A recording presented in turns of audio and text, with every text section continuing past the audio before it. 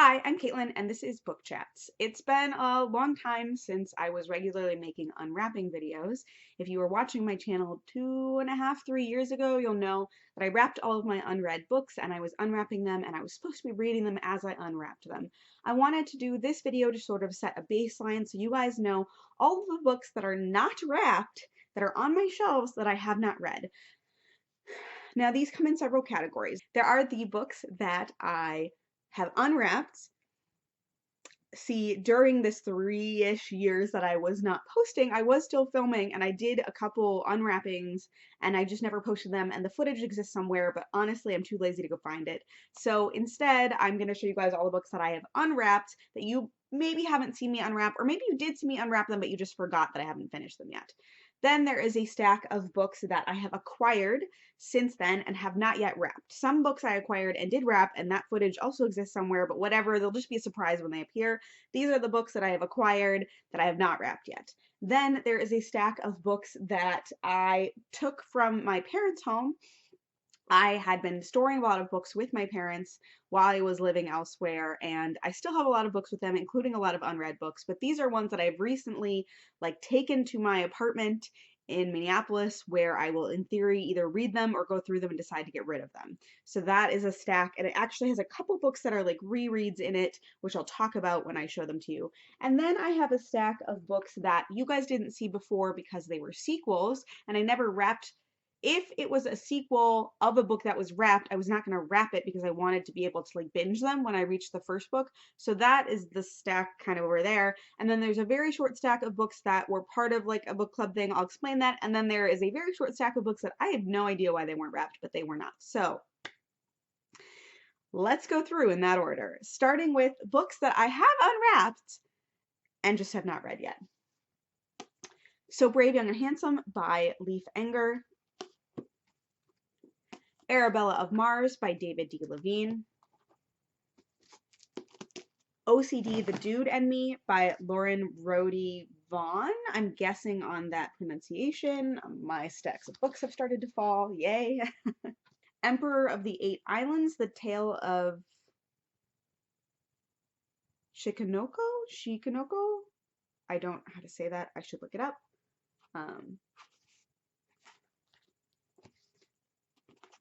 Boundaries by Dr. Henry Cloud and Dr. John Townsend. I've actually started this one, but haven't finished it yet. A Million Junes by Emily Henry. Ancillary Justice by Ann Leckie. Shadow Scale by Rachel Hartman. I also have the first book in this series on my shelf somewhere, and I am intending to reread that before I read this one, but I have technically read it before, so I don't have it in a stack here. Anyway, Shadow Scale, Rachel Hartman. The Cost of Discipleship by Dietrich Bonhoeffer. Under the Banner of Heaven by Jon Krakauer. And Boundaries, Where You End and I Begin by Anne Catherine. So that is all the books that I have unwrapped and not read that are sitting unread and need to be read during this year. Part of the reason I'm making this video is that I am doing a thing where every other month this year I cannot borrow or buy books to be read, which includes library borrows. So I want to give you guys a good idea of the books I'm initially going to be pulling from when I'm making my TBRs for those months, because that will help kind of you to suggest things that I maybe should read. And then once I go through these, then I'm going to start on the books that are still wrapped. So, but there's a lot.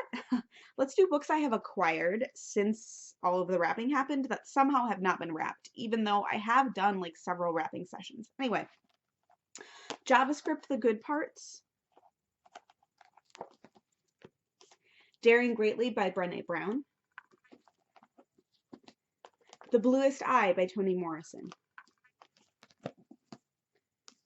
For a Muse of Fire by Heidi Heilig. The Hollywood Economist by Edward J. Epstein. This one is actually on loan from work. It's complicated. Anyway, I'm counting it for now. Don't Cosplay with My Heart by Cecile Castellucci. I picked this one up from the Book Exchange at Book Night Fest in 2019. I don't know if I'm going to like it or not, but I'm going to give it a good 2 chapters and decide. picked this next one up at the book exchange at Booknet Fest in 2018 as kind of a joke, but now here it is on this list of books. I think that's why I haven't wrapped it yet, because to me it's a joke, but you'll see it will show up in one of my TBRs. Seducing the Defendant, the Conflict of Interest series by Chantal Fernando.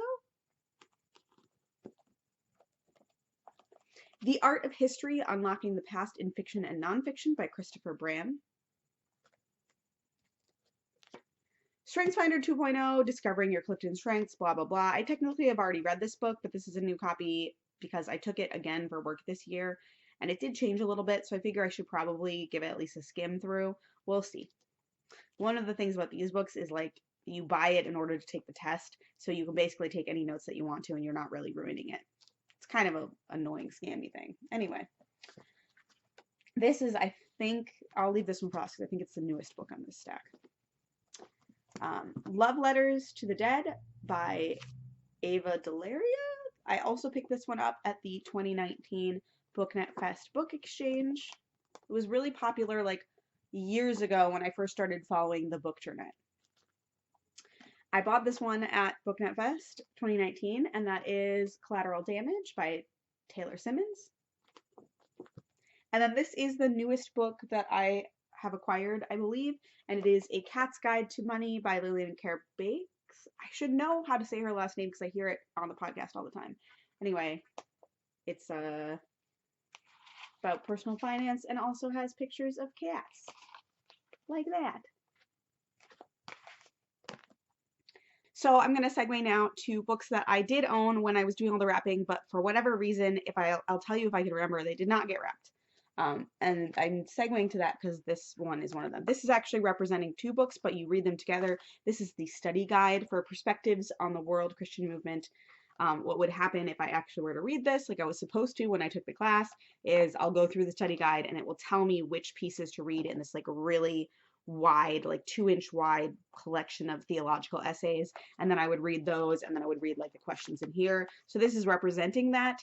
At some point I do actually want to get through this, but I don't know when that will be. So I'm kind of like holding it in like reserve, but if it ever shows up on a TBR, now you will know it exists. Next are the books that I own that are sequels to books that are wrapped. Therefore, I didn't also wrap them. Sight Witch by Susan Dennard and Blood Witch by Susan Dennard. Obviously, Wind Witch is wrapped on my shelf. I know. I haven't read Wind Witch yet. Gasp, shock. Wayfarer by Alexandra Bracken. Passenger is somewhere on my shelf. Liar's Moon by Elizabeth C. Bunce. I can't even remember off the top of my head what the first book in this duology is, but I think it's like pirate themed anyway. I do hope I unwrap this one soon because I think I would be in the mood to read this. And then this one actually represents, I wonder what that other one is. Oh, here it is. Okay. And then this one I think actually represents just generally the fact that I have not finished this series, so it's not wrapped. I don't know why. I think because I will have to reread the first book before I read this one, but I'm not actually sure why it's not wrapped. It should be wrapped, quite honestly. I should put it in my to wrap pile. Anyway, it is For the Exiles by Melina Marchetta. I have read the first book in this trilogy, but I have not finished it, which is really bizarre because there are only 3 Melina Marchetta books, to my knowledge, that I have not read, and this is one of them. So, yeah. And then the small stack of books that I owned when I wrapped my books, and I honestly don't know why I didn't wrap them, kind of like Roy of the Exiles, and those are The Paper Menagerie and Other Stories by Ken Liu. This one, I'm pretty sure, did not get wrapped because I have read about half of it, and it is a short story collection, and I was probably thinking, well, I can pick that up at any time and, like, keep reading. But at this point, I think it's been 2 or 3 years since I read the first half, so I think I would at least skim through and reread the stories that I liked the most from the first half. And then this one, I think I did not wrap because it was a gift from a friend, and I think we were talking about potentially buddy reading it, and if we were going to buddy read it, I didn't want to wrap it. And that is Friday Night Lights by H.G. Buzz Bissinger. I don't know if I'm saying that right. Anyway, I'm pretty sure that this is a really nice edition too. This was a gift from a friend, and I'm pretty sure we were talking about buddy reading it, and that is why it's not wrapped. Stephanie, let me know if you still want to buddy read it. And then I think this is probably not wrapped because it is devotionals. But that is Delight Stories Devotionals Volume 1. It's just a bunch of devotionals by some college women as part of this Delight Ministries. I know one of the people who wrote one of them, and therefore I bought it, and I guess I didn't wrap it because of that. I'm not really sure what was going through my head. And then, really small category, 2 of these actually would be rereads for me. I had a book club for a while where we would mail each other books, and it always falls apart every time I've had it because people don't like mail the books when they're supposed to. And this time around, the last time I did it, I was the problem. I have this small hoard of books that I need to eventually send back to the person who sent them. And those are The Ocean at the End of the Lane by Neil Gaiman. I want to give this a real shot and read it and annotate it for my friend, but I've read this before and it was only okay for me, so I've been avoiding rereading it. The Hate You Give by Angie Thomas, which I love, like truly love, but the last time I tried to reread it, I was feeling kind of like, and I didn't know if I emotionally wanted to go through it. That is why I have not read this one and gotten it back to my friend yet. And then this one I honestly don't know anything about, but it is Charles Bukowski's Post Office. So I should actually read this one and get it back to my friend, and it's annotated. Oh my goodness, so much I love. That was the whole conceit of the book club, was that you would annotate a book and then mail it to a designated person, and they would read it and add their own footnotes and mail it to the next designated person, and they would go in a circle and eventually they get back to you. But it doesn't work because eventually they get lost at people like me who just hold on to them forever. So friends, I apologize. Bother me, and I will try to read these this year and get them back to you. All right, and the final category are books that I pulled off the shelves at my parents' house that they had kind of been holding on to for me, and those books fall into a couple like subcategories. But the first one I'm just going to rip off the Band-Aid and say is Strange and Ever After by Susan Dennard. Yes, I have never actually finished this trilogy because I just got like scared and intimidated, and then I didn't know what to do, and anyway, I have to psych myself up into it. But one of my goals this year is to finally finish this trilogy, so I can like actually finish a thing that Susan Dennard wrote, like a series. Anyway, yes. Sorry, Suze. I know you're not watching this, but sorry. And then this next stack is a stack of largely NASCAR Harlequins and one other romance novel from my like stash that I had in college that kind of is how I got into reading romance novels. And there's like one other Harlequin that I'll probably get rid of because it just, anyway, the point, I'm not even going to go through all of these individually. I'm just going to hold up the stack for you guys to see, is that I am highly likely in the next maybe 10 or so days to go through these and decide to get rid of a lot of them just based on like no desire to read them and them not seeming to be good quality. I literally recycled one last night that would have been on this stack. And that is because when I brought these books from my parents' shelves into my home, it added additional titles to my already really long list of titles for books that I want to read down my TBR as part of the Unread Shelf project. And I think I'm not really going to enjoy a lot of these, although maybe I will. So if I know I'm not going to enjoy it, I'm just going to recycle it or get rid of it in another way right away and take them right off the list again, since I just added them all this list. So here's that stack.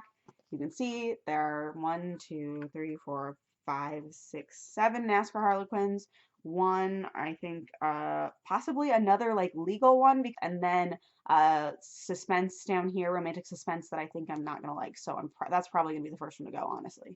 These last 2 books are actually books that I have already read, or quite frankly have been read to me, but like 20-ish years ago, and I have wanted to reread them, and so I'm including them on this list because I have a strong desire to reread them / read them for myself for the first time.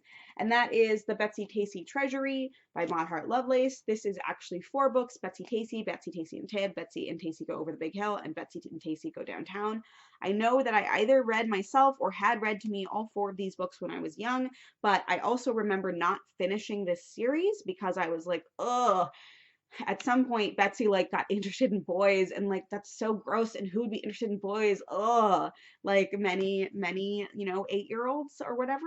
And so now I'm actually living in a place that is a setting in one of the last books in this series. So I figure I should reread these and then maybe continue on with the series for the first time.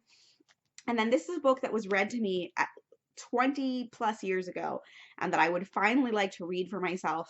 And I honestly, because I'm so obsessed with the new movie, the Greta Gerwig 2019 film, and that is Little Women by Louisa May Alcott. I feel like I have to read this and take notes and highlight everything and just feel all the nostalgia feels and feel all the movie feels. And yeah, that's the story. So those, I believe, having searched far and wide in my apartment, are all of the books currently unwrapped on my shelves that I have not read already, and or that I intend to reread this year. I guess Serafina would be the one that I would like to reread so I can read Shadow Scale that I didn't show you guys, but you know what that is.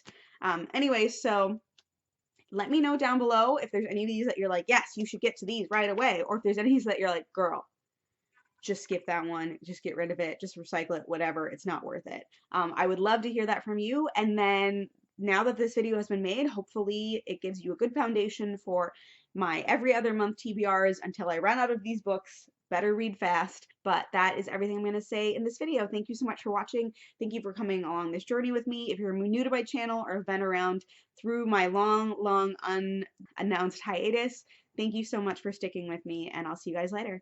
Bye. Oh, I'm totally gonna borrow this from Sylvia just because it gives me joy. If you watch this video, and I would really appreciate it if you would leave a comment. If you have a comment with words to share, I would love that. But if you don't know what to say, if you could just leave an emoji so I know that you watched, it would just like give me joy. Thank you so much. Bye.